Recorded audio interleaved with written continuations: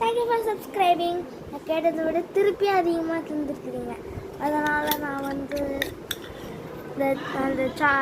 ஒரு கெச்சப்பில் காஃபி தூள் கலந்து சாப்பிடுன்னு சொன்னால அது கலந்துமா இருக்குது. சரி, எல்லா ஸ்டேஜையும் தாண்டிட்டோம். இதுக்காக மற்றவங்க சாப்பிட எடுத்துருக்கேன். வாயில் போட போகிறேன். துப்புறதுக்கு இது துப்பிடுவேன். ஓகேவா? துப்பணும்.